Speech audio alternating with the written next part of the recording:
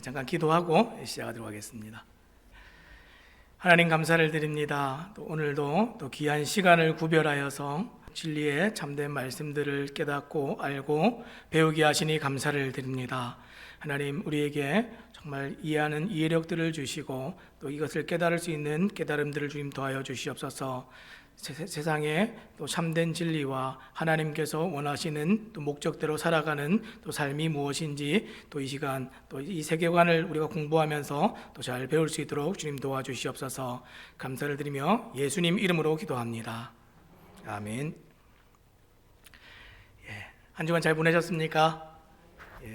지난주부터 저희가 이 기독교 세계관에 대해서 계속해서 공부를 하고 있는데 조금 어려운 내용이었는데 어떻게 지난 한 주 동안 좀 유익이 되셨습니까?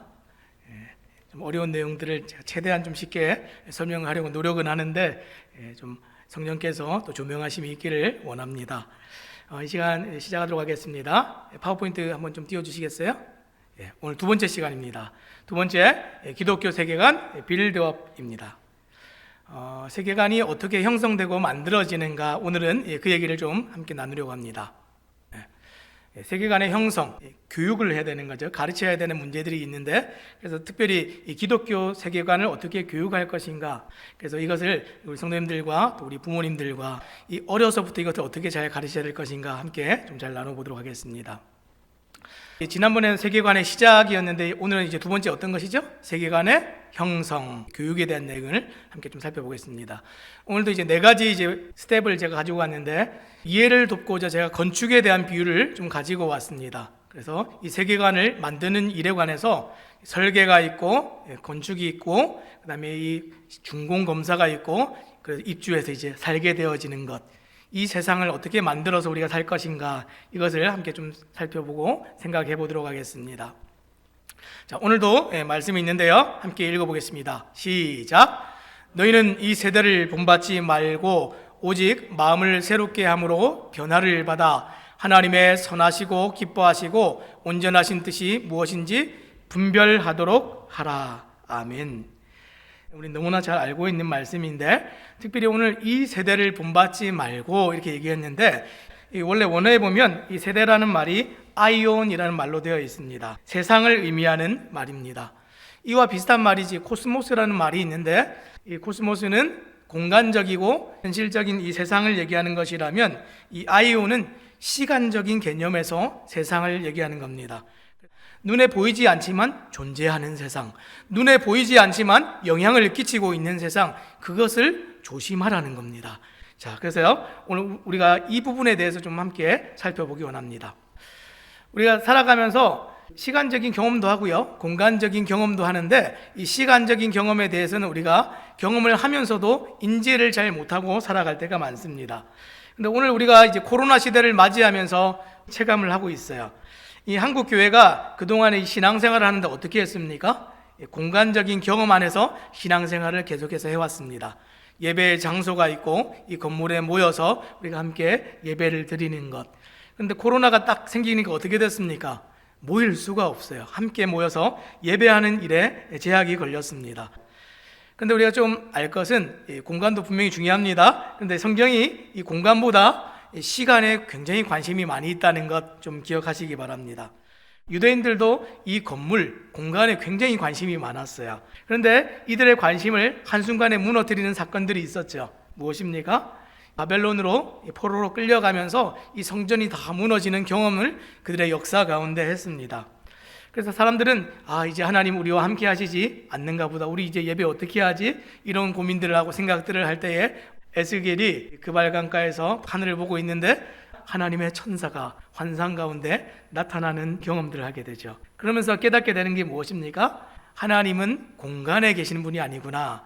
하나님은 어떤 장소에 제약되시는 분이 아니구나. 우리가 이스라엘에 있을 때 계셨던 그 하나님이 여기도 계시는구나 하는 것을 알게 되었죠. 그래서 어떤 공간이 아니라 내가 지금 보내고 있는 이 시간 속에서 하나님 함께 하신다 하는 것들을 사람들이 알게 되었습니다. 자, 그래서 바벨론에서 어떤 일을 했습니까? 이제 그때부터 시간을 추억하기 시작했습니다. 어떤 시간이요? 성경의 역사 가운데, 그들의 이 조상들의 역사 가운데 하나님께서 그들과 함께 하셨던 시간들을 추억하기 시작했습니다. 이게 무엇입니까? 매듭이죠. 시간의 매듭. 그래서 출애굽 때를 기억하고 광야의 삶을 기억하면서 그 시간들을 버텨냈습니다. 그래서 하나님과 의미 있는 시간이 그들의 신앙적 세계, 곧 세계관을 붙들어 주었습니다. 오늘 우리가 이 코로나 시대를 살아가면서 대안이 될 수 있는 것이 무엇인가 생각하면 우리가 조금 느끼죠. 우리가 주님과 너무 좋았던 그 시간들 때문에, 추억하기 때문에 나오지 못하는 상황 속에서도 붙들고 있고, 나오기를 소원하고 나와서 함께 모여서 예배하기를 우리가 더 바라고 기대하지 않습니까? 세계관이 있어서 그렇습니다. 하나님과의 추억들이 있어서 이런 것들이 있습니다. 그래서 이 시간의 매듭을 짓는 것을 이 유대인들은 어떻게 만들어놨죠? 절기로 만들어놨죠. 우리도 이 절기라는 것에 굉장히 익숙한 민족입니다. 우리도 달력을 딱 피면 이제 한 해 다 지나가고 새로운 달력을 받으면 체크하고 표기하고 다 하죠. 개인적으로 표기하고 체크하기도 전에 이미 다 달력에 다 인쇄가 돼서 막 표기가 돼서 나옵니다.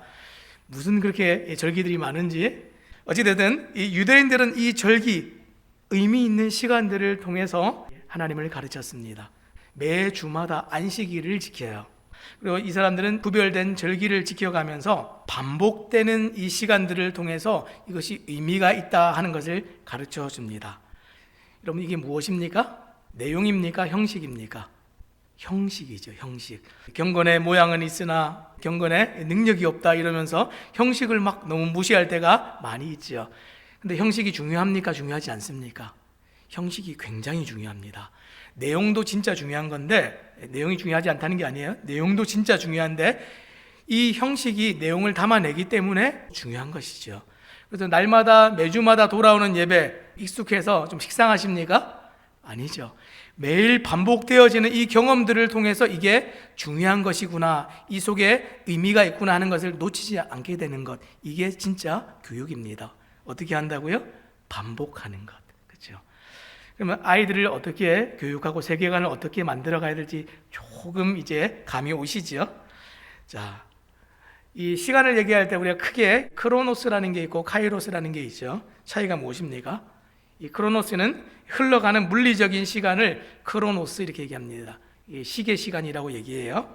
카이로스는 어떤 시간입니까? 이 흘러가는 시간들 속에서 의미 있는 시간, 이것이 카이로스입니다. 여러분들, 이 인생을 우리가 오랫동안 이렇게 살아오면서 기억에 남는 장면은 그렇게 많지가 않습니다.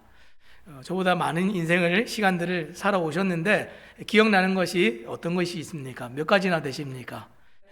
어릴 때의 기억이 아주 어릴 때로 내려가면 내려갈수록 그 기억이 생생하게 살아있는 사람들은 행복한 시간들을 많이 가진 사람들이다, 이렇게 얘기합니다. 근데 어릴 때 기억들이 잘 나지 않아요. 나는 초등학교 고학년, 중학교 때부터 기억이 좀 나요, 이렇게 얘기하는 사람들은 어린 시절에 큰 좋지 않은 사건들이 많이 있어서 기억이 나지 않을 확률이 높습니다. 왜 그렇죠? 정말 추억에 남을 만한 좋은 의미 있는 사건들이 없었기 때문에 그렇습니다. 시간은 가만히 내버려 두면 그냥 흘러가요. 이 시간들을 어떻게 붙잡는다고요? 의미 있는 시간을 일부러 의도적으로 만들어주는 것, 이게 필요합니다. 이게 뭐라고요? 교육입니다. 교육. 근데 이 교육하는 게 얼마나 귀찮은 일인지 몰라요. 일부러 시간을 구별하고 떼어서 하던 모든 일들을 멈추어 놓고 이 대화를 해야 됩니다. 아이와 대화를 하고 나누고 생각을 공유하고 이런 일들을 해야 되는데 진짜 귀찮은 일이에요. 근데 이것을 하지 않으면 시간은 매듭을 묶지 못하고 지나가 버려요. 지나가 버리면 다 끝나버리는 시간이 되겠죠. 그래서 매듭을 지어주는 일을 해야 사실 세계관들이 요소요소에 기둥을 세우고 뼈대를 받고 건물이 세워가는 그런 일들을 할 수 있게 됩니다. 그래서 하나님께 의미 있는 시간을 우리가 살아야, 하나님께서 인정하시는 그 삶의 매듭을 계속해서 만들어가야 하나님께서 원하시는 이 성경이 요구하는 그 삶을 살아갈 수가 있겠죠. 이게 기독교 세계관을 만들어가는 방법들입니다. 어떻게 해요? 매듭을 지어가는 것. 자, 그러면 매듭을 지어가는데, 그러면 하나님께서 뭘 원하시고 뭘 기뻐하시는지 좀 알아야 이런 것들을 우리가 해갈 수 있지 않겠습니까? 자, 그래서 우리에게 세상을 살아갈 때에 하나님께서 분명히 설계도를 주셨다는 것을 우리가 좀 생각할 필요가 있습니다. 오늘 좀 세계관을 지어간다라는 생각을 가지시고 건축에 대한 이미지를 가지시면 좀 따라오기가 쉽습니다. 우리가 지난 시간에 첫 번째 시간에 이 세상은 하나님이 지으신 세상이다 그랬습니다. 그럼 하나님께서 지으신 세상이 하나입니까? 두 개입니까? 세 개입니까? 하나님 지으신 세상은 단 한 번의 창조밖에 있지 않으셨어요. 그러면 이 땅의 진짜 세상은 몇 개라 그랬습니까? 한 개라 그랬죠. 지난번에 다 잊어버려도 이거 하나만 기억하면 된다, 제가 이렇게 말씀을 드렸습니다. 하나님 지으신 세상은 하나인데 우리가 경험하고 느끼고 생각하는 세상은 얼마나 이렇게 다양한지, 세상을 또 이렇게 살아가야 된다, 저렇게 살아가야 된다, 세상을 살아가는 방법과 방식과 그것을 어떻게 세계관을 지어가야 된다는 그런 설계도도 너무나 많이 있습니다. 근데 우리가 잊어버리지 말 것은 뭐라고요? 진짜 세상은 하나밖에 없어요. 이 진짜 세상을 설계했던, 디자인했던 설계도도 딱 하나밖에 없습니다. 여러분, 제가 이 세계관을 가르치고 아이들에게 이것을 심어줄 때 꼭 물어보는 게 있어요. 이 만들어진 것이 어떻게 사용되어지는가, 이런 것들을 제가 좀 물어봐요. 아이들이 너무 똑똑해서 대답을 참 잘합니다. 자, 여기 있는 물컵이 있죠? 이 물컵은 왜 만들었지? 이렇게 물어보면 물을 담아서 먹기 위해서 만들었어요. 아이들이 이렇게 얘기합니다. 자, 그러면 이 물컵은 어느 날 갑자기 그냥 생긴 거지? 이렇게 물어보면 아니죠. 누가 불편하니까 생각을 해서 이런 것이 있으면 좋겠다 생각해서 계획을 해가지고 만든 거죠. 그렇지, 그냥 만들어지지는 않았겠다. 그러면 이것을 물을 먹는 데 사용하는 건데 이것을 우리가 야구공처럼 던지면서 사용하면 어떻게 될까? 그러면 당연히 망가지겠죠, 깨지겠죠, 이렇게 얘기를 합니다. 무슨 얘기죠? 만들어진 이유도 있고 계획도 있고 목적도 있고 그것을 목적대로 사용하는 그 사용도 있다는 거예요. 근데 목적대로 사용하지 않으면 어떻게 된다고요? 망가지는 거예요, 깨지는 거예요. 자, 그러면 제가 이제 아이들의 생각과 이 시선을 이제 확대해 갑니다. 자, 그러면 우리가 만든 물건도 그런데 세상을 한번 봐봐. 세상 모든 만들어진 것들, 하나님 만드신 것들 봐봐. 자, 이것은 하나님께서 심심해서 그냥 만들었지? 제가 이거 말을 막 꼬아서 이렇게 물어봐요. 그럼 아이들이 아니죠. 하나님이 다 계획이 있으셔서, 생각이 있으셔서, 목적이 있으셔서 만드셨죠. 아이들이 이렇게 얘기합니다. 아, 그래? 그러면 그 중에서 가장 하나님의 관심이 많은 사람은 어떨까? 사람도 하나님이 그냥 심심해서 만들어 놓으셨겠지? 그러면 아이들이 이제 생각을 해요. 더더욱 아니죠. 가장 하나님의 관심이 있고 가치가 있는 사람을 그냥 살도록, 그냥 심심해서 만든 것이 아니라 반드시 이유가 있고 목적이 있어서 만들었어요. 그러면 네 말이 맞다면 우리가 목적대로 살지 않으면 어떻게 될까? 망가지겠죠. 이 얘기를 아이들에게 하면 아이들이 이 단순한 논리들을 계속해서 채워가면서 잘 따라옵니다. 그렇겠죠? 이게 우리가 하나님께서 목적을 가지고 계획을 가지고 만드신 이 세상의 이 흐름들입니다. 자, 그럼 이 세상도 우리의 인생도 사람도 다 하나님이 계획을 하셨습니다. 설계도가 있습니다. 모든 지어진 것이 설계도가 있고, 설계도가 있다는 얘기는 무슨 뜻입니까? 사전 계획을 하고 만들었다는 얘기겠죠. 그래서 세상의 모든 피조물들이 목적대로 창조된 것처럼 목적대로 사라질 때 그게 의미가 있는 겁니다. 목적대로 안 살면 매듭이 지어질까요? 안 지어질까요? 안 지어지겠죠. 하나님께서 원하시는 것들을 찾아서 매듭을 짓습니다. 하나님께서 원하시는 것들을 찾아서 가르쳐 줍니다. 보여줍니다. 삶으로 계속해서 반복합니다.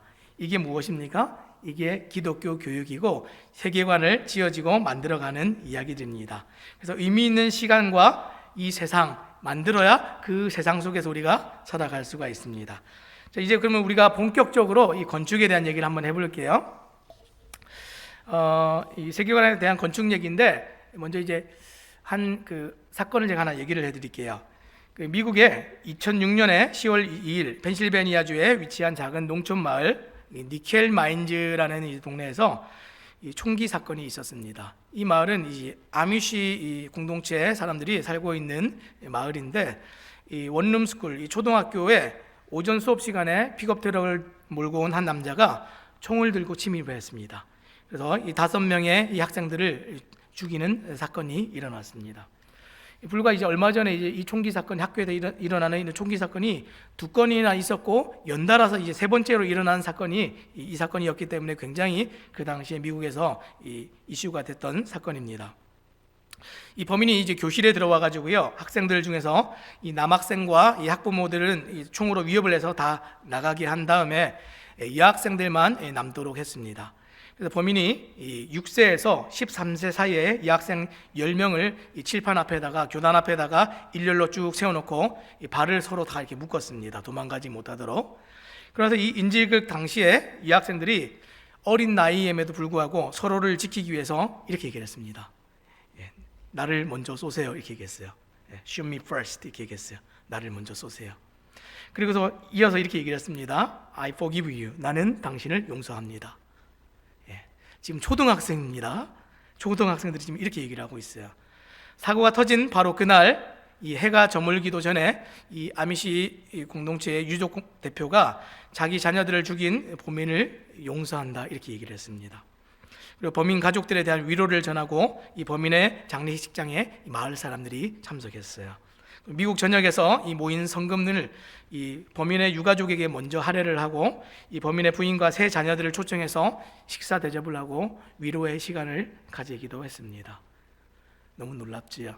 이 즉각적이고도 조건 없는 용서와 관용에 대해서 이 미국 사회가 굉장히 충격을 받았습니다. 무엇입니까?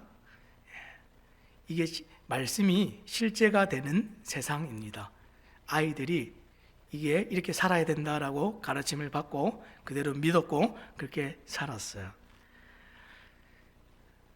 이 말씀이 실제가 되는 세상 어떻게 가능합니까? 우리는 날마다 괴리감을 느끼고 이중적인 삶에 정말 괴로워할 때가 많은데 어떻게 이렇게 살 수가 있습니까?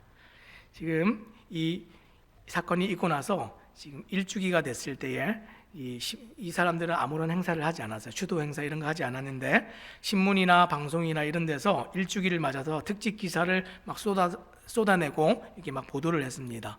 그러나서 그 중에서 유독 이제 출간된 책이 한 권이 있었는데 그게 지금 아미시 그레이스라는 책입니다.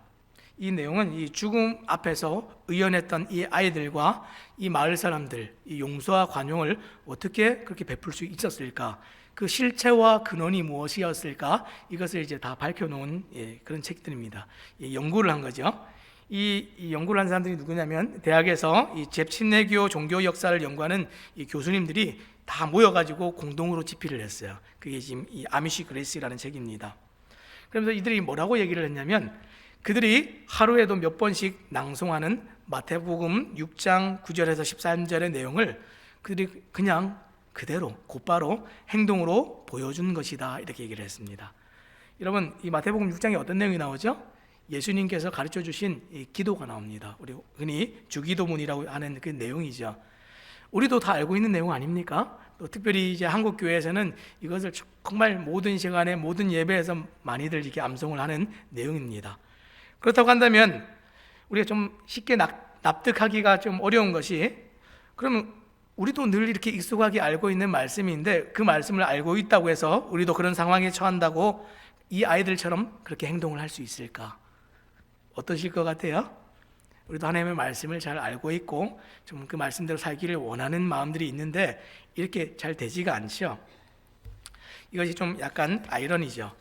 지금 이것을 이해할 때 그냥 이 말씀 때문만은 아닙니다. 이들이 가지고 있었던 이 독특한 이 신앙 공동체가 가지고 있었던 이 특징 때문에 사실 이것이 좀 가능했던 것이죠. 그래서 이 사람들에 대한 이제 얘기들을 잠깐 좀만 더 제가 나눠볼게요. 지금 아미시 마을 신앙 공동체의 약간 이제 특수성들을 제가 한번 얘기를 하도록 하겠습니다. 자, 이 사람들은 지금 미국 펜실베니아주에 지금 재침례파 계통의 신앙 공동체 마을 사람들입니다. 이 신앙을 고수하고 지키기 위해서 자기네들끼리 이렇게 마을을 이루고 사는 사람들이에요. 이 사람들이 어떻게 이제 미국에 건너오게 됐냐면 1693년에 이 유럽의 종교적인 이 박해를 피해서 이 스위스 알자스라는 곳에서 살던 사람들이 다 이렇게 미국으로 건너왔습니다. 그리고 이 펜실베니아에 모여 살면서 자기네들 마을을 이루었어요. 그래서 굉장히 독특하게 이 사람들이 독일어를 씁니다. 미국에서 그 근세 독일어 방언 중에 이제 하는데 이 독일어를 쓰고 항상 이제 쓰는 것은 아니고 예배 때에 이 독일어를 씁니다. 이거 마치 이제 유대인들이 자기들의 예배 때 히브리어를 쓰는 것과 굉장히 비슷하죠. 그러나서 이 사람들이 굉장히 독특한 방식들은 삶의 방식입니다. 언어가 지금 다르고요. 그다음에 예배가 지금 좀 독특하고 이 문명을 거부하면서 살아갑니다. 그래서 보면 지금 어디 다닐 때 다 이렇게 마차를 타고 다녀요. 지금 코스트코 가는데 이 코스트코에 마차를 타고 갔습니다, 지금. 그래서 지금 이 아미시 공동체가 근처에 있는 이런 큰 마트들은 오히려 지금 자동차를 주차할 수 있는 주차 공간이 있고요. 이렇게 마차를 주차할 수 있는 마차 주차 공간이 또 따로 있다고 합니다. 굉장히 독특하죠. 음식도 전통 화로에다 이렇게 조리를 해서 먹고 전기를 또 쓰지 않습니다. 전기를 쓰지 않다 보니까 그 냉장고 이런 것도 없어요. 다 이제 장아찌처럼 이렇게 재서 먹고 다 이렇게 손으로 다 일을 해야 되는 상황들입니다. 그래서 저 동네 가면 이제 마차 전용 도로 표지판이 있고 막 그래요. 그래서 항상 정장을 입고 다니고 이 사람들이 이 수염을 기르는데 이 턱수염만 이렇게 기릅니다. 콧수염은 다 이렇게 면도를 해요. 그래서 이 사람들이 다니면서 보면 이 밀짚 모자를 쓰고 턱수염을 기르고 정장을 입고 이렇게 멜빵을 메고 이렇게 다니는 사람들 보면 아, 이 사람들이 아미시구나 이렇게 미국에서 좀 알 수 있다 그래요. 이 콧수염을 면도하고 이 멜빵을 하는 이유가 뭐냐면 이 옛날에 유럽에서 자신들을 탄압했던 군인들이 그 군인들의 상징이 버클 달린 벨트와 콧수염이었대요. 그래서 그것을 잊어버리지 않고 기억하고 자기들의 이 신앙과 밀접한 관련이 있는 것들을 생각하고 떠올리도록 하기 위해서 그런 행동들을 하는 거예요. 아까 우리가 얘기했던 무엇입니까? 형식이죠, 형식. 자, 지금 이 사람들의 삶에 있어서 모든 것이 다 우리가 본받을 만하고 우리가 다 이렇게 살아야 된다, 그 얘기를 하려는 건 아닙니다. 근데 우리가 중요한 게 무엇이죠? 이 세계관 교육이 어떻게 일어나서 이게 현실이 되고 실제가 되는가, 그걸 좀 얘기하고 싶은 거예요. 어떻게 했습니까? 이 삶에 이 사람들이 형식들을 만들어 갔습니다. 이 형식들을 어떻게 했습니까? 공유했습니다. 이 세대가 함께 이 형식들을 유지하고 지켜내면서 살아가는 것이죠. 우리가 볼 때는 굉장히 미개하고 좀 어리석어 보이는데 이걸 가지고 이 사람들이 실제 세상을 만들어가고 살아갑니다. 잊어버리지 않도록. 이게 이 절기나 이 형식들이 가지고 있는 이 유익들입니다. 이들이 가지고 있는 형식들 중에서 제가 크게 이제 좀 의미 있는 두 가지를 제가 가져와서 좀 소개를 드리고 싶은데요.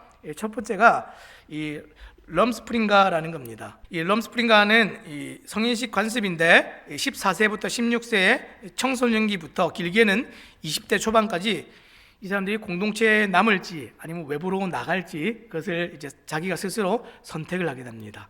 그래서 이 기간 동안에 나가서 살아볼 수 있는 기회를 줘요. 이 사람들이 막 공동체 생활을 하고 막 믿음을 강요하고 막 이런 사람들이 아니에요. 자기들이 스스로 이 믿음을 선택할 수 있도록 기회들을 충분히 줍니다. 그래서 이 시기 동안에 이 성인식을 하면 젊은이들이 이 부모나 이 교회 간섭을 거의 받지 않고 외부에 나가서 이 문명을 받아들이고 도시 생활을 해봅니다. 도시 생활을 할 뿐만 아니라 자기가 하고 싶은 거 모든 거 다 해봐요. 이렇게 클럽에도 가보고 술도 마셔보고 심지어 마약도 하고 다 해봐요. 일탈을 해보는 거죠, 한번. 그러고 나서 신앙이 강요가 아니라 자유로운 선택에 의한 것임을 강조를 합니다.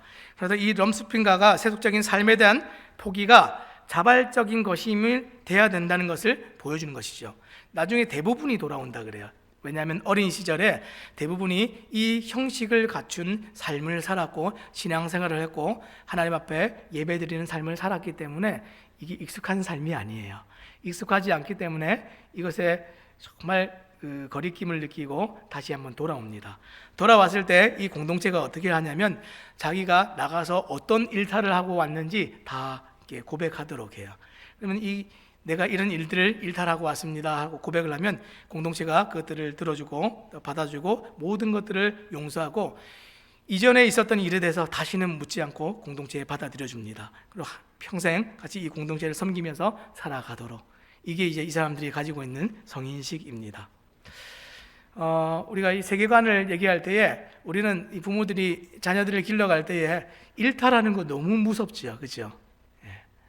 이 아이들을 다 길러 놓으신 이제 부모님들은 뭐 해보니까 내 마음대로 안 되던데, 뭐 그럴 수도 있지. 그러다가도 배우던데 이제 아시겠지만 이 젊은 부모님들은 이게 굉장히 노심초사합니다. 얼마 전에 이제 그 싱어게인이라는 프로그램에서 이 이슈가 됐던 그 한 가수가 있는데, 이 가수가 너무나 창의적이고 이전에 그 어떤 사람들이 했던 노래와 다르게 노래를 하니까 센세이션이 됐습니다. 근데 더 센세이션이 됐던 게 어떤 겁니까? 이분의 아버지가 이재철 목사님입니다 라는 게 이제 밝혀졌어요. 그러면서 도대체 자녀를 어떻게 길렀길래 아이가 저렇게 독특하게 독립적으로 세상 누구와도 다른 저런 삶을 살게 되었을까, 이런 얘기들을 사람들이 하게 됐죠. 그러면서 예전에 이 자녀들을 기를 때에 이재철 목사님 쓰셨던 자녀 교육부에 관한 이 책이 있습니다. 그 책이 아이에게 배우는 아빠라는 책인데, 그게 다시 한번 화제가 됐어요. 그 책에 나오는 내용을 제가 잠깐 언급을 드리면 이런 내용이 있습니다. 큰 자유는 허락하고 작은 자유는 통제하라, 이렇게 얘기를 했어요.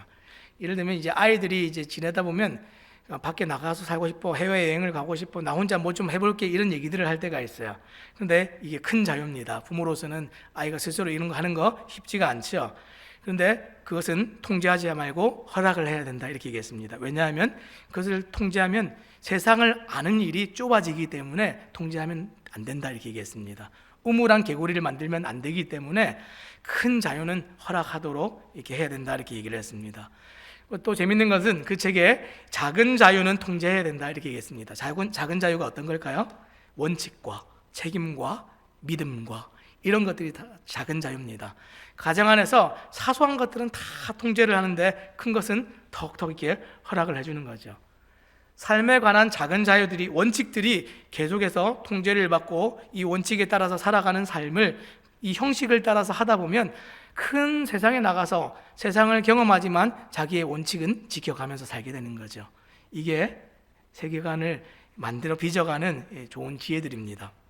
그래서 세계관을 넓게 하는 것은 큰 자유를 허락하는 것, 그러면 이 세계관을 정말 올바르게 방향성을 지켜가는 것은 작은 자유를 통제할 때 생겨난다, 이렇게 얘기를 했습니다. 마치 이 아미시들이 럼스프링가를 통해서 자녀들에게 가르치는 것과 좀 약간 흡사하죠. 그래서 어떤 목사님은 이 자녀를 길러갈 때 이렇게 얘기했습니다. 율법에서 은혜로. 아이들이 어렸을 때는 율법으로 통제를 합니다. 부모의 권위 아래서 모든 것을 원칙 가운데 가르치지만 자녀들이 독립성이 생겨나고 청소년기를 지나고 청년이 되면 이 원칙을 가지고 스스로 책임을 지고 실패도 해볼 수 있도록 내어주는 거죠.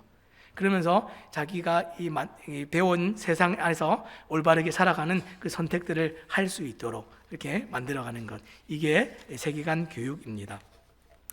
네, 대부분의 부모님들은 또 세상의 교육학들은 어떻게 가르치죠? 내 눈앞에서만 안 하면 돼요. 내 눈앞에서만. 이걸 뭐라고 얘기하냐면 그 행동교정이라고 얘기합니다. 내 눈앞에서 마음이 어떻게 됐든 행동만 똑바로 하면 부모가 그냥 만족하는 거죠.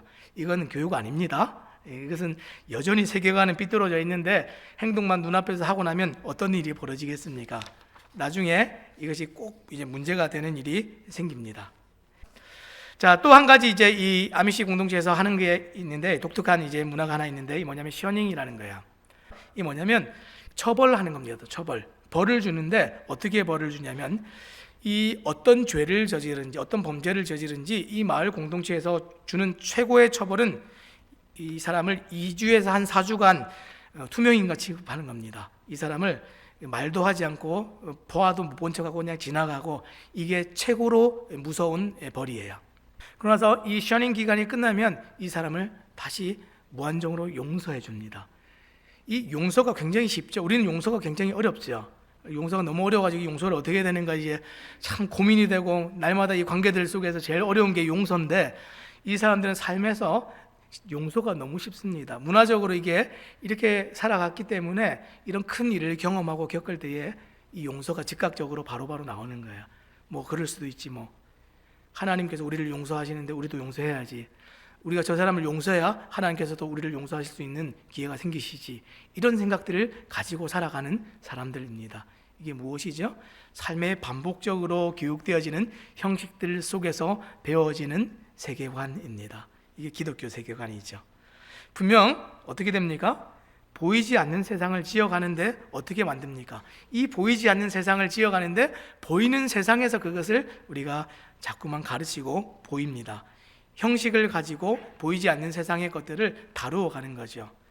언어를 통해서, 삶의 이 라이프를 통해서, 문화를 통해서. 그래서 이 문화라는 영역이 너무나 크다 보니까 어떤 사람들은 이 세계관은 문화입니다, 이렇게 정의를 내리는 사람들이 있는데 굉장히 좁은 정의라고 생각합니다. 세계관은 문화가 아니죠. 이 문화가 이 세계관을 형성하고 다뤄가는데 도움은 되지만 이게 전체는 아닙니다. 하지만 우리가 이 언어와 문화생활과 삶의 모든 양식과 이 모든 것, 눈에 보여지는 것들을 통해서 보이지 않는 세계들을 조율해 갈 수가 있다는 것 생각하시기 바랍니다. 이게 제 책상입니다. 굉장히 어지럽죠? 고든 맥도날드가 이런 얘기를 했습니다. 내면 세계의 질서와 영적 성장이라는 책에서 책상의 상태를 보면 내 내면 세계가 어떤지 알 수 있다, 이렇게 얘기했습니다. 제 책상을 찍어 놓은 겁니다. 굉장히 어지럽죠. 제가 너무나 분주하고 질서 없이 막 바쁘게 일할 때의 모습인데 제가 그래서 너무나 부끄러워서 청소를 좀 했습니다. 가끔 우리가 이렇게 이 분주한 것들을 보면서도 이 익숙함에 이게 뭔가 문제가 있다, 이런 생각을 하지 못할 때가 있습니다. 그렇죠? 익숙한 문화 속에서 살면 우리가 뭐가 문제인지를 알지 못합니다. 그래서 이 문화라는 건, 나를 둘러싼 삶이라는 것은요, 항상 이 세상을 반영하고 가르쳐 줍니다. 근데 이 무질서함 속에 살면 무질서가 정상인 줄 알아요. 근데 이 깨끗한 것 속에서 살면 또 이 무질서가 또 정상이 아니다라는 것을 알게 되지요. 아브라함이 어떻게 알았습니까? 아브라함이 하나님을 어떻게 만나고 어떻게 쫓아가고 믿음이 어떻게 해서 자라갔습니까? 하나님께서 아브라함에게 요구하실 때에 너의 본토, 친척, 아비 집을 떠나라 그랬습니다. 익숙한 것에서, 이렇게 난잡하고 우상이 있고 막 복잡하고 이러한 곳에서 떠나서 이런 곳을 봤더니 내가 예전에 살던 곳이 정말 엉망진창이었구나 알게 되는 거죠. 그래서 이 보이지 않는 세상에서 조율이 일어나면 삶에서 정리가 일어납니다. 또 보이는 세상에서의 삶의 형식들을 계속해서 고치고 바꿔내면 이 보이지 않는 세상에서 또 변화가 일어납니다. 여러분, 이 교육이라는 말이 무엇이죠? 이 교육이란 말은 변화를 이끄는 걸 교육이라고 얘기합니다. 그래서 아이들을 교육할 때 부모님들이 기대하시는 건 무엇입니까? 아이들의 변화이죠. 성숙과 성장이라는 것은 무엇입니까? 이 단순하고 정말 미숙했던 아이들이 자라서 좀 더 복잡하고 성숙해지는 것, 이게 변화입니다. 이 변화는 교육을 통해서 만들어지는데, 이 교육은 모든 것들을 우리가 의도적으로 매듭을 지어서 형식들을 갖추어서 보여줘서 이것을 반복적으로 가르쳐서 만들어가는 것, 이게 교육입니다. 이걸 통해서 우리는 여러 가지 세계관을 만들 수 있습니다. 근데 여러 가지 세계관을 만든다는 얘기는 진짜 세상은 하나인데 다양하게 세상을 이해할 수가 있다는 거죠. 근데 그 중에 진짜 바르게 세계를 이해하는 것은 하나밖에 없다는 것 기억하시기 바랍니다. 그래서 우리가 문제를 인식하면 세상이 바뀌는데, 문제를 인식하고 막 집어넣고 이 정보들을 배우는 방법들이 너무 다양해요. 오늘날 아이들이 어떻게 배웁니까? 어디서 이 세상을 인지합니까? 가정에서만 배웁니까? 아니죠. 학교에서도 배워요. 학교에서만 배웁니까? 교회에서도 배워요. 교회에서만 배웁니까? 요즘은 제일 많이 미디어, 이 스마트폰, 컴퓨터에서 더 많이 배웁니다. 요즘 아이들 굉장히 똑똑해졌어요. 옛날 아이들에 비해서 어휘력도 굉장히 좋고, 너 그런 거 어디서 배웠니? 그러면 TV에서 그러던데, 기상천외한 말들을 합니다. 자, 이 다 보이는 세상들이죠. 이 보이는 세상에서 우리가 배워지는 것들이 보이지 않는 세상을 움직여 갑니다. 그러면 이 가정과 학교와 교회와 우리가 이 사용하는 이 어떤 도구들, 이 미디어들 중요합니까? 중요하지 않습니까? 중요하죠. 근데 이것을 어떻게 사용하는가, 이것은 굉장히 중요한 문제입니다. 그래서 세상의 교육들, 그 속에 필터링이 좀 필요합니다. 그래서 저희 딸이 어려서부터 계속해서 저희가 가정에서 가르쳤어요. 학교에 가기 전에 가정에서 가르치니까 처음에 이제 유치원에 가서 문제가 생겼습니다. 두 번째 넘어간다 이제 유치원이죠. 하나님은 왕이시다. 세상의 왕은 하나님밖에 없어, 이렇게 가르쳤는데 유치원에 갔는데 친구들이 이 왕자, 공주 뭐 이런 얘기들 하잖아요. 근데 뭐 백설공주 뭐 이런 얘기하면서 거기 왕자, 왕 이런 게 등장을 합니다. 근데 동화 얘기를 하는데 저희 딸이 난리가 났어요. 하나님이 왕이야 그랬는데 친구들이 하나님은 왕이 아니라고 얘기하는 거예요. 그랬더니 울고불고 난리가 났어요. 그래서 집에 와가지고 이 억울함을 호소하면서 아빠, 하나님 왕이 맞지? 네, 맞지? 그랬더니 친구들이 아니래. 이거 어떻게 된 거야? 이렇게 물어봤어요. 무엇입니까? 세계관이 충돌하는 거죠.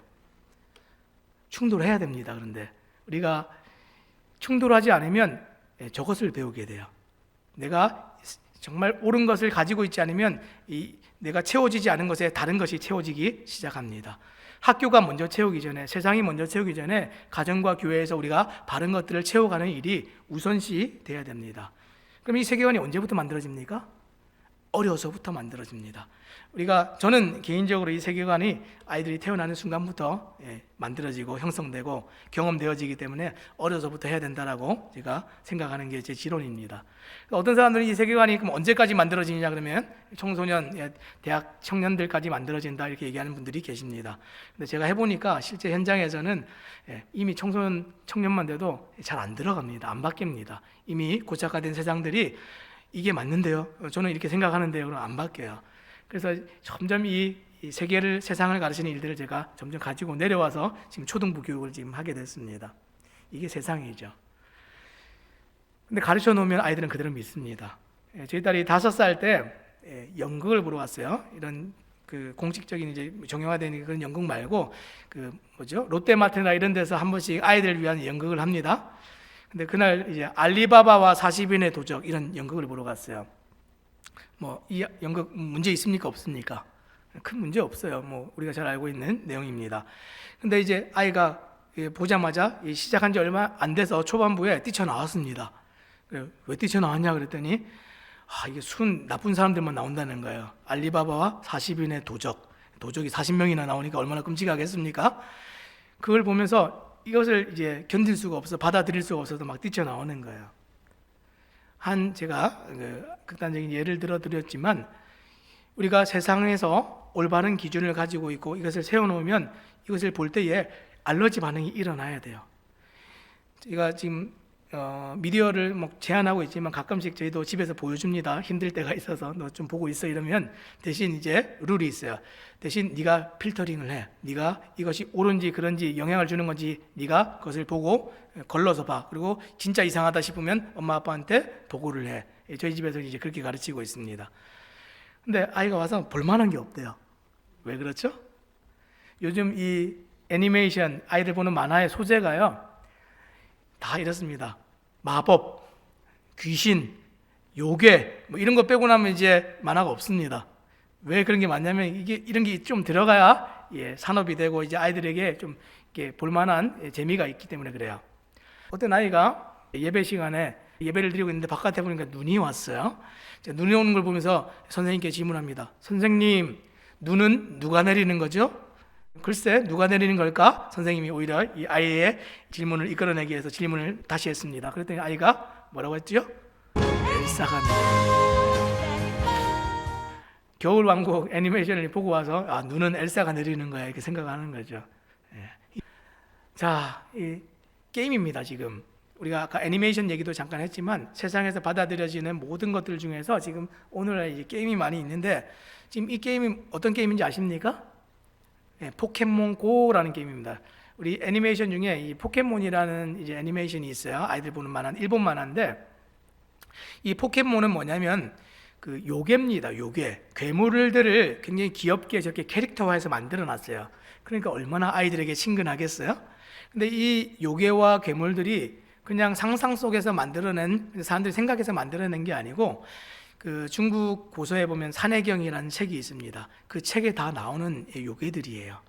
그래서 이 일본 같은 경우는 이 애니메이션이나 이 게임에 요괴 산업이 굉장히 발달됐습니다. 그래서 일본의 와세다 대학 같은 경우는 요괴학을 가르치는 요괴학과가 따로 있을 정도로 굉장히 발달되어 있습니다. 다 삶의 모든 게 다 귀신이고 요괴고 그래요. 이게 이 사람들이 가지고 있는 세계관입니다. 이것을 산업화 시켜가지고 발전을 시켜가지고 요괴학과를 나온 사람들이 어디에 취직을 하냐면 이 소니나 미국에 있는 이 게임 회사들이나 이런 데 다 취직을 합니다. 그래서 이 게임을 저렇게 만들어요. 그럼 아이들이 다 뭘 보고 자라고 뭘 보고 이제 실제 세상과 가짜 세상을 막 혼돈하겠습니까? 저는 게임 속에 있는 캐릭터들을 보면서 저런 것들을 이제 익숙하게 여기게 되는 거죠. 이게 지금 세상에 지금 아이들에게 심어놓고 있는 세상입니다. 요괴 천지고 귀신 천지고 다 마법으로 이루어지는 세상입니다. 이 산업이 다른 거 말고 이 포켓몬만 해도 나중에 이게 닌텐도로 개발이 돼가지고 닌텐도에서 또 이 포켓몬을 하게 됐는데 이 산업으로 이제 벌어들인 돈이 52조래요. 우리나라 돈으로. 어마어마하죠. 그러니까 이 사람들이 여기에 혈안이 돼서 막 뛰어드는 겁니다. 근데 우리 아이들은 이 일에 희생양이 되고 있어요. 통제하고 이것을 절제시키고 형식을 갖추어서 아이들을 가르쳐 주지 않으면 아이들은 다 이런 것에 노출돼서 자라가게 될 수밖에 없습니다. 애니메이션이에요. 센가치에로라는 이 영화 애니메이션에 나오는 영화인데 지금 이것도 지금 귀신이에요. 요괴예요. 이게 지금 굉장히 귀엽게 생기고 혹시 이거 가지고 저금통 만들어 놓은 거 보셨나요? 예. 원래는 이게 물질의 요괴입니다. 물질의 요괴. 그래서 물질의 요괴를 가지고 물질과 잘 어울리니까 저금통을 만들어 놨어요. 꼭 일본 여행 갔다가 이거 저금통 사오는 사람들이 가끔 있습니다. 자, 그러면 우리 속에 얼마나 많은 것이 혼재되고 짬뽕이 됐는지 한번 좀 생각해 보시기 바랍니다. 이렇게 자란 아이들이 어떻게 됩니까? 어른이 됩니다. 그럼 어른이 돼서는 여러 가지 이 세계관이 섞여서 자기가 무엇을 믿고 무엇을 어떤 세상을 살아가는지 모른 채 살아가다 보니까 복음을 전하고 하나님의 말씀을 전해도 이게 참 잘 들어가지가 않습니다. 그 옛날 그 전에 이제 고대 총장님께서 이런 얘기를 하셨어요. 우리나라 사람들에 대해서 한국 사람들이 가지고 있는 세계관이 이런 것이다라고 얘기했는데 뭐라고 했습니까? 생각은 불교요, 생활은 유교요, 신앙생활은 믿음은 무당처럼 한다 이렇게 얘기를 했습니다. 좀 공감이 되십니까? 예. 우리가 생각은 막 불교식으로 하고요. 신앙생활은 라이프 스타일은 유교식이에요. 권위적으로 막 이렇게 체계를 갖춰서 막 그렇게 하고요. 신앙생활은 우리 영적인 개념에 대해서는 샤머니즘을 가지고 무당처럼 이렇게 한다 이렇게 얘기했습니다. 이게 오늘날 우리가 가지고 있는 세계관입니다. 이 아미시 공동체 사람들이, 유대인들이 또 어떤 각 나라의 사람들이 문화 속에 이런 세계관을 가지고 있는 것처럼 한국 사람들도 전통적으로 저런 것들을 뿌리 속에 가지고 있다는 것 알고 계셨습니까? 이것이 그대로 우리가 필터링 되지 않고 걸러지지 않고 교회로 들어오면요, 이것이 여러 가지 정말 우스꽝스러운 것들을, 말도 안 되는 것들을 만들어내게 되는 것이죠. 자, 이게 무엇입니까? 코끼리입니다. 코끼리. 코끼리를 이제 조련하는 사람들이 이 코끼리를 어린 시절부터 조련을 하는데 어떻게 하냐면 이 코끼리 발에다가 체인을 묶어 놓는다 그래요. 자, 그래서 반경을 딱 만들어 놓고 그 이상 벗어나지 못하도록 이렇게 만들어 놓습니다. 그러면 이 코끼리가 크면 이제 어른이 되면 딱 이렇게 차고 나가면 체인을 충분히 끊고 나갈 수 있을 정도로 힘이 생겨요. 근데 힘이 생겨도 이 코끼리가 그 반경을 벗어나지 않고 그 자리에서 가만히 있는다 그래요. 왜 그렇죠? 이 코끼리를 어려서부터 통제를 했기 때문에 그렇습니다. 여러분, 우리가 통제 그러니까 굉장히 좀 부정적으로 이제 생각하실 수 있는데 이 통제는 나쁜 게 아닙니다. 우리가 아이들이 나쁜 짓을 하거나 위험한 일을 할 때 통제를 하시죠. 그건 굉장히 좋은 일입니다. 위험에 빠지지 않도록 하는 것이기 때문에. 그래서 이 코끼리는 어려서부터 이 통제를 받고 자라니까 힘이 생겨도 하지를 않죠. 아이들도 마찬가지입니다. 아이들이 힘이 없을 때 어려서부터 이 형식을 갖춰서 삶의 이 반복적인 통제를 통해서 이것이 나쁜 것이고 좋지 않은 것이고 하나님이 기뻐하는 것이고 기뻐하지 않는 것이라는 것을 양심을 강화시켜서 올바른 선택을 할 수 있도록 만들어주면 좀 큰 다음에 어떻게 합니까? 세상을 넓혀서 이제 네가 하고 싶은 대로 해봐라 이렇게 했을 때에 이 아이들이 감히 나쁜 곳으로 가지 않고 하나님 기뻐하지 않는 삶으로 살지 않는다는 것이죠. 이게 사실 세계관 교육의 핵심입니다. 자, 아까 우리가 이 세상은 하나님 만드신 세상이 유일하고 그 세상을 살아가는 방법은 하나님 지으신 목적대로 살아야 된다 이렇게 얘기했습니다. 우리가 물건을 만들어도 물건 사용 설명서가 있죠. 그걸 뭐라고 얘기합니까? 매뉴얼이라고 얘기해요. 매뉴얼. 여러분, 이 매뉴얼이라는 이 영어 단어가 또 무슨 뜻이 있을까요? 이 매뉴얼이란 뜻이 손을 사용하여서 이런 뜻을 가지고 있습니다. 오히려 또 사전을 찾아보면 이 뜻이 1번 뜻으로 나옵니다. 2번이 아니라 손을 사용하여서, 우리의 몸을 사용하여서, 수고함으로, 노동함으로, 육체를 사용하여서 이런 뜻을 가지고 있어요. 근데 이 매뉴얼이라는 말에 어원이 어디서 왔을까요? 어원. 모든 말들은 이제 그 뿌리가 있죠. 근데 이 매뉴얼이란 말의 어원은 사람 이름이었습니다. 원래는. 그래서 스페인어, 불어, 제가 라틴어 제가 다 찾아봤는데 어원이 똑같습니다. 그 어원이 뭐죠? 임매뉴얼. 매뉴얼이 그 어원이 임매뉴얼입니다. 임마누엘이 뭐죠? 임마누엘? 우리와 함께 하시는 하나님. 이게 매뉴얼이에요. 우리가 사람들이 매뉴얼대로 살아간다는 게 어떤 것입니까? 하나님 나라에서, 하나님의 세상에서 매뉴얼대로 살아간다는 것은 하나님의 뜻대로 살아가는 겁니다. 사람이 지어진 그 이유와 목적대로 살아가는 겁니다. 이게 매뉴얼이에요. 사람이 지어진 이유와 목적이 무엇입니까? 하나님의 영광을 위하여. 이 영광이라는 것은 하나님이 우리와 함께 하실 때, 우리의 삶에 임재하셨을 때 그것을 영광이라고 얘기합니다. 그렇죠? 유대인들은 하나님께서 그들이 드리지는 모든 제사 가운데 이 성막에 임재하셨을 때 이 지성소로부터 뿜어져 나오는 그 빛, 그것을 보면서 쉐키나 이렇게 불렀습니다. 그 쉐키나라는 말이 영광이란 뜻이에요. 하나님이 지금 우리와 함께 하신다. 하나님이 함께 하셔야, 이 매뉴얼이 있어야 우리가 삶을 바르게 살아갈 수가 있습니다. 제대로 살아갈 수가 있고 하나님이 주신 그 세상에서 살아갈 수가 있습니다. 이 매뉴얼이 어떻게 가르치신다고요? 형식을 갖추어서, 반복적인 이 예배를 통하여서. 우리가 제일 가정에서 잘 가르칠 수 있는 방법이 무엇입니까? 가정 예배입니다. 가정 예배. 가장 눈으로 보여줄 수 있는 형식이 이것입니다. 엄마 아빠가 얘기를 하는데 삶에서 말은 그렇게 하지 않고 형식적으로 하나님께 기도하지 않고 예배하지 않아요. 그럼 그 아이들은 그 엄마 아빠가 말하는 세상이 가짜라고 생각해요. 엄마 아빠도 그렇게 살지 않기 때문에 그렇죠. 근데 우리가 이 시간을 구별하고 하나님 앞에서 날마다 엎드리고 함께 모여서 이 대화를 나누죠. 하나님에 관한 대화를 나누고 하나님 기뻐하시는 대화를 나누고 이 선택들을 하기를 기뻐하고 그것을 가르친다면 이 아이들이 이것이 진짜 세상이라고 생각하고 누리고 살게 되어집니다. 자, 말씀을 마치겠습니다. 이게 뭐냐면 지금 공사 현장이죠. 제가 지금 그 스카폴드 이론이라는 걸 하나 설명을 드리려고 그래요.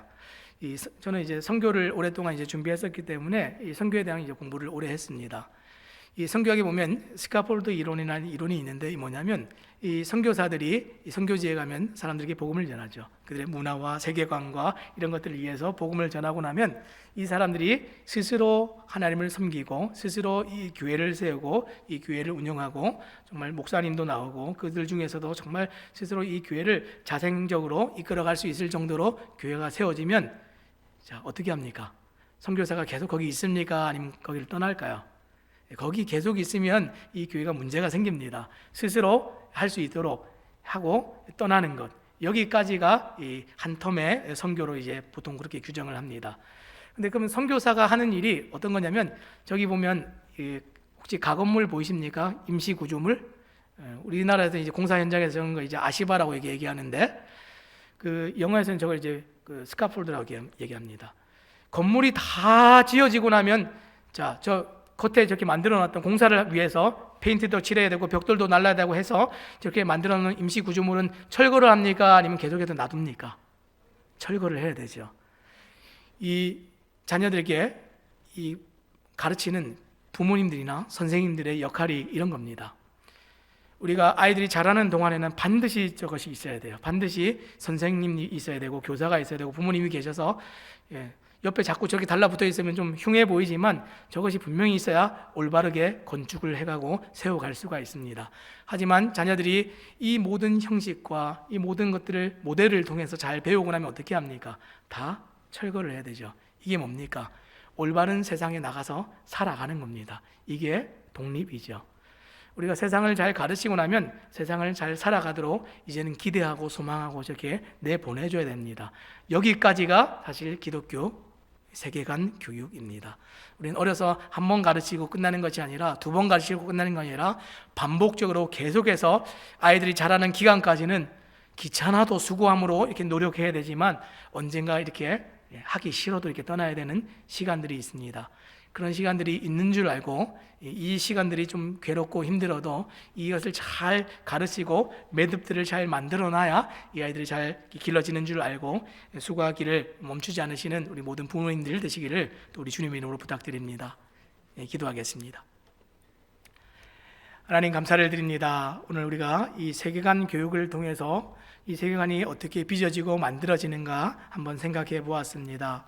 우리를 둘러싼 또 수많은 문화가 있고 우리를 둘러싼 보이는 세계와 보이지 않는 모든 세계들 가운데서 우리가 정말 바른 것들을 먼저 아는 부모들이, 바른 것을 먼저 아는 선생님들이 정말 이 아이들에게 삶의 시간들을 헛되이 흘려보내지 않도록 정말 하나님께서 기뻐하시는 그 순간순간의 매듭들을 만들어갈 수 있도록 주님 도와주시옵소서. 그것들을 통해서 정말 하나님을 경험하고 배워가고 하나님께서 원하시는 세상에서 정말 말씀대로 하나님의 매뉴얼대로 살아갈 수 있는 우리 자녀들이 될 수 있도록 주님 도와주시옵소서. 감사를 드리며 예수님 이름으로 기도합니다.